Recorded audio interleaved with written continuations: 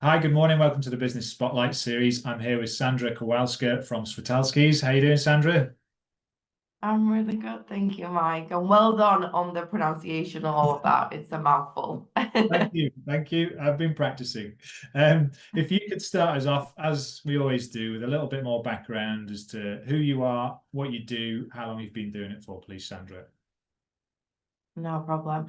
I am a solicitor at Switalskis, and I specialise in contentious probate and trust work, which is again another mouthful. But in summary, I help people resolve issues, disputes, disagreements, which arise predominantly after someone passes away. Sometimes it concerns a protected party, so someone who's lost capacity, or often relates to what is usually the biggest asset someone may have or a family may have, which is land or property and its ownership. And that's particularly the trust element of my work. And I have been doing it for generally law and litigation around 10 years, just over, and specializing in this kind of work for around 5 years. Brilliant. And in terms of the work that you do and Switalskis, what would you say is your sort of unique point? I mean, I know there's many solicitors around, may not be the unique point, but I guess how you guys work as a business and the kind of ethos and the culture there. Yeah.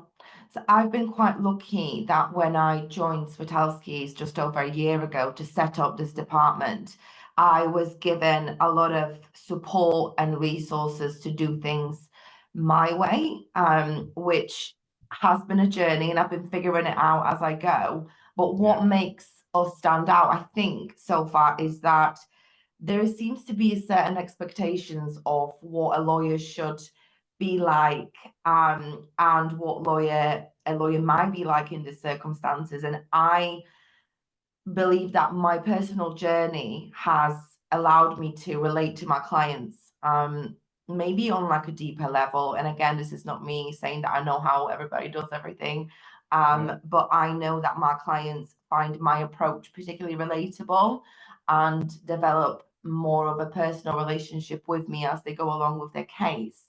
And I think that's important because the issues that I help people resolve are very, very personal, involve sometimes heartwarming, often and usually heartbreaking stories about their life. And Sure. you need to be able to relate to someone on that deeper level in order for them to understand you and know what your objectives are. And I found that since joining and doing things exactly how I want them done, and offering that flexibility when it comes to my approach and funding as well, clients appreciate that. Excellent. It sounds like you yeah, really get an opportunity to kind of get to know the people that you're working for and build a relationship kind of in a way that works for you.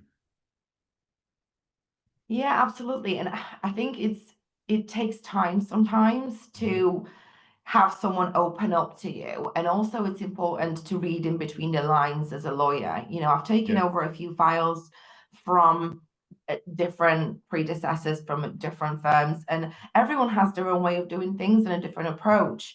And I find that sometimes asking those very direct questions might not get you the perfect answer because nothing is ever perfect when it comes to family fallouts. But you have to be able to have that perspective and look at something from your client's or your opponent's perspective. But it may not be a perfect legal answer that fits in a perfect box of all their, this is what the law says, this is what it needs to be. It's often not the case because our relationships are very complex.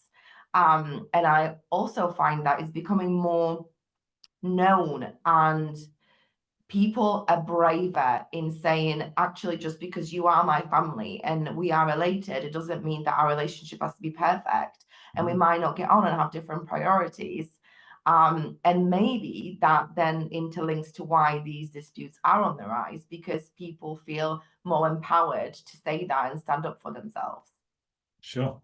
So in terms of the context of business owners and that kind of relationship that you just mentioned and work that you've come across that you can perhaps offer a piece of advice to business owners or anything in terms of the situations that you've seen to when, say, an unexpected death happens and the ownership you mentioned of land, property, but also of business, anything to kind of be mindful of when being in business, that should the unforeseen happen, that you're covered.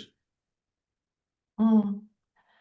Oh gosh, I could say a lot about that. Yeah. When it comes to other business owners and approaching clients, especially in the line of work when you are in a financial or legal industry, Mhm.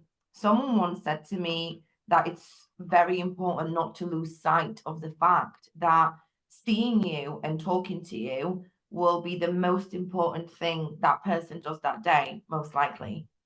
Um, you don't go and see a lawyer and discuss personal issues and problems every day. It is typically a very nerve-wracking, distressing, upsetting, scary situation to be in. And I feel like that interlinks to my personal approach that I like to put people at ease. Mhm. I actually saw a new client last week on Friday, and it was a really long week. I was really tired. I saw her first thing in the morning, and afterwards, she just gave me a massive hug. And I thought to myself, I've never heard of any other lawyers or colleagues say that clients hug them. And my clients hug me all the time. Yeah. So I think summarizing it, never lose sight of that Mhm. what you do and the impact you can have on someone's situation, life, the advice you give them, it is so important to that other person. And I think we can all get wrapped up in our schedules and to-do lists and Mhm. lose sight of that sometimes. And I'm not saying I'm perfect. Recently I spoke to a client and I assessed his case based on a 10-minute phone call. And when we met, we actually discussed everything in so much more depth. And I realized that what I, in my head, already assumed about his legal position was completely incorrect. And it brought me back down to that never losing sight of Yeah. the fact that don't make assumptions. I Yeah. think that's the most important part. Yeah, definitely. I think all of us can learn a lesson from that in terms of you can kind of think something due to a bias or just an assumption of a Yeah. situation, but until you give, I suppose, that situation a chance, a moment to actually listen and be Mm. present and then understand it more and Yeah, realize, oh, okay, maybe I misunderstood that initially. And yeah, absolutely. just working with what is in front of you and not what your assumption is. Yeah, and I think that's why, and this is something that, I really want to put out there. We do offer free initial consultations and conversations, whether that's a lengthy phone call, a Zoom, or a face-to-face appointment.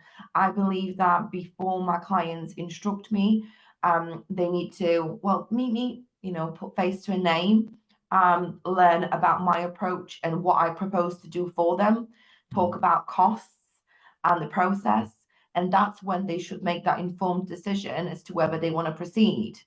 Um, I appreciate that commercially there are various firms and people who do what I do and they don't offer that free initial consultation. And that may be a commercial decision they are in a position to make. And this is why this venture is so exciting for me, in that I can offer more flexibility in the way I do things and the arrangements, such as the initial consultations, Mhm. and the funding options available to my clients. Yeah, it's all quite exciting, if I say so myself. Excellent. You're building a team there, is that right? You have a team? Yes, so initially it was just me and some amazing support staff, Mhm. but we have now added a team member to the department. Yeah. She is currently a paralegal, very capable, and has experience in dealing with vulnerable clients, which was particularly important to me. Mhm. Having that empathy when you're speaking to someone, again, relates to everything I've just said previously. She's fantastic, and she's a cheerleader for me as well, which is quite lovely. I think to have someone who supports your vision, sees where Mhm. you want to go, and is excited to get there with you. And she's due to qualify as a solicitor hopefully next year. I don't want to put too much pressure on her for the exams. I can Yeah. imagine it's extremely stressful. But yeah, I'm taking it one step at a time, but there's definitely a plan and it's all going quite well so far. What's your journey been like then to date? If you kind of give it one word and then maybe expand from that. Oh, one word. I'm a lawyer. I feel like you've One or two, facing a whatever comes to challenge here. mind You first. asking me to. I think it's a whirlwind. And I don't think I expected to wear as many hats as I'm wearing. I knew, and I have been a lawyer for quite some time, you know, I can sit with a client, I can give them advice, I can draft legal documents, that's great.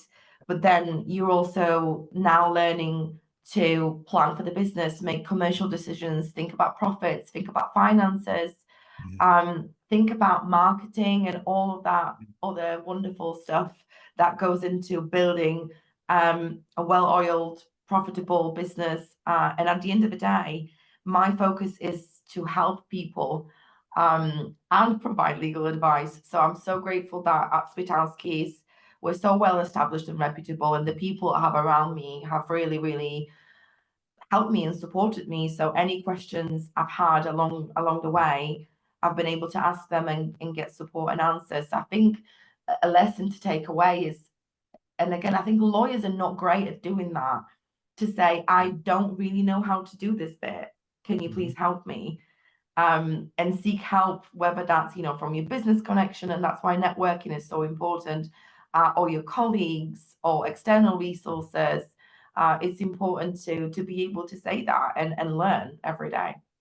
Fantastic. Yeah, in terms of you've got a job to do as a solicitor, but then running, you know, creating a team and your own kind of profit center within the business, you're taking on the running of a business, so to speak, internally, as well as being a solicitor. So people we talk to in the legal industry, similar things, they start out with a passion, but then realize that there's a whole new function that they, not just being a solicitor or being a legal advisor, you got to run a business, and that's a whole new kind of industry in itself, I guess. So good for you in terms of taking that on and asking for help and being open to do that. That's a great share.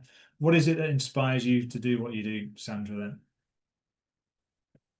then? I think what inspires me and what actually helps me relate to my clients, so many clients for various reasons, is you know, my background probably a little bit. I moved to the UK when I was quite young. I couldn't speak any English.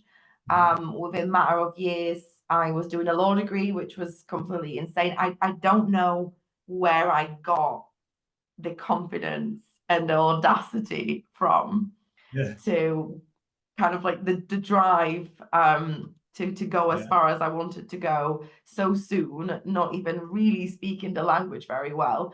But yeah, life has been full of ups and downs for me and my family.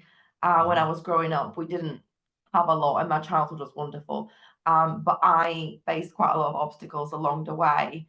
But it's so important just to not, again, lose sight of the end goal and what it is that you want to achieve, and just keep going. I remember I had a job interview when I was quite young. I think I was probably in my early 20s. And the person who was interviewing me said, what is your plan B to becoming a solicitor? And I just said, I don't have a plan B. There's this plan, and I'm realistic about achieving it and the timescales, and I'm going to work really hard, but there is no plan B. And yeah, it was really quite interesting journey. But seeing my clients achieve life-changing you know, settlements and outcomes for their cases. A majority of my clients are in a really, really difficult situation, whether financially or they're dealing with grief, they're dealing with disagreements and a lot of negativity, mainly stemming from family issues or relationships, things just going wrong. And you don't think about these tick boxes as you go along through life, or how do we own our property? Is it joint tenants? Is it tenants in common? Do we have a declaration about this? Are we do we have a will where we talk about our children and what's supposed to happen? Blended families, all of that. It's complicated. And we're just trying to navigate it as we go along. So you don't think about the inevitable and, death. Ultimately, people don't like to think and talk about it. So seeing how I help people is really, really, I think, the biggest drive, combined with the hardship I may have experienced as a young person, as a Yeah. young professional, trying to establish myself. And that's an ongoing journey. I'm not gonna lie, but I'm Yeah, here for yeah. the ride. I'm excited. Okay, so where to next? What's the kind of the goal? Is it building the team more? Yeah, there are goals that I've set out to achieve in the next 12 months for the team. I don't want to jinx it, but it is all just kind of one day at a time, one case at a time, because the important part of my journey now is to ensure that me and the team are busy and we're helping people, and that people know who we are and that we exist, because that's Awesome. always going to be a challenge, kind of getting the word out, and Yeah. that comes down to probably good marketing. But it's so complicated now. We've got AI kind of ruling a lot of how people get information. Yeah. So it's a constant challenge. Yeah, I bet that is people come in and say, "Oh, well, I've got this from AI," or something. It's like, well, that's sort of not quite as accurate as it could be, or I guess you see lots of different Yeah, interpretations of things. yeah. I think we just have to take it in our stride, because it can be so beneficial and so useful for so many things. But I don't see it replacing me and the advice I provide anytime soon. Sure. What I will say is that last time I checked with our marketing team, if you go into ChatGPT and ask for the best contentious probate lawyer in Doncaster, my name will come up, which is quite reassuring. Excellent. So we're trying to work on Yeah. making sure that our name is out there as a still newly established department. It's important that people can reach Mhm. us and know that we're here. Brilliant. And in terms of any advice for people wanting to start out, you mentioned your team and your journey, your goals and ambitions. Is there anything looking back, if there's a piece of advice you could share when starting out, what that would be? I think, and I don't want to repeat myself really, but leaning on support from other people is very important. Um, and that links to maybe being able to admit some shortfalls or maybe Mhm. small defeats. Um, I think looking back, I have had quite a lot of maybe times which were personally challenging, where I am very interested in immediate gratitude. So I'm working really hard, I'm doing all these things, and it's slowly going okay, but I'm not seeing any immediate massive profit or benefit to what I'm doing, especially because my cases are typically very lengthy. Sure. Getting a case going and getting it to a final settlement often takes months, years even. Mhm. So kind of persevering through that, Yeah. and just focusing on small wins and celebrating them, with your colleagues, in your personal Yeah. life, Yeah. with your family. I think it's very important to kind of that will keep you going if you are not afraid to admit that things are challenging, difficult, frustrating, but then also being able to notice when things are actually going well, even if you're not seeing immediate massive Yeah. influx Seeds are of, planted.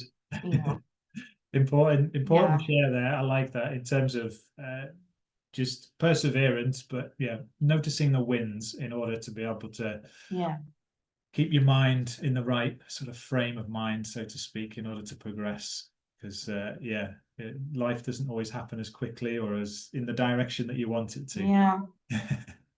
And it's so easy to compare yourself Yeah. to other people. And I'm surrounded by some really incredible legal professionals in this area of law. And I'm quite lucky that, I have really good relationships with so many of them. If I have a question, a problem, if I'm not sure of something, I always have somebody I can call and talk to. But when you're surrounded by these people, and LinkedIn is just like any other form of social media at the end of the day, it's so easy to see all the people posting about all their wins. and Yeah. how they're so successful and everything is going so well. So that's why I have actually taken it upon myself to post, January's over, it's been tough. Because I think it's really important to have those relatable pieces of content on LinkedIn, as well as the more positive, which then make you feel maybe a little bit less worthy. But That's a good important share. not to do that. Thank you for sharing that. Yeah, it's an important balanced viewpoint, so thank you.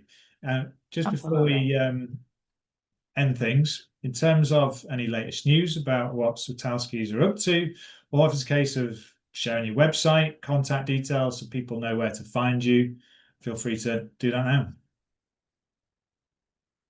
Yes, so I'm happy to provide my LinkedIn profile, and we're also really, really busy within our marketing team in posting relatable content, which will enable, layperson struggling with something find the answers to the questions that they have about somebody's passing, someone's inheritance. Sure. We actually trying to use some really fun, relatable content drawn from influences like TV shows, to try and put it into perspective, because people often, I think, make assumptions about things to do with wills and inheritance, and they're often wrong. So we're trying to educate people.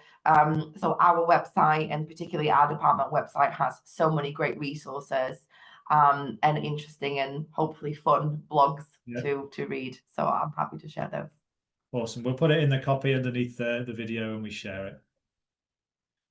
Sandra, it's been a real pleasure talking with you. Thank you for sharing all that you have, and your honesty and your openness. Really appreciate it, and I wish you all the best for the future success of yourself and Switalskis. There we go.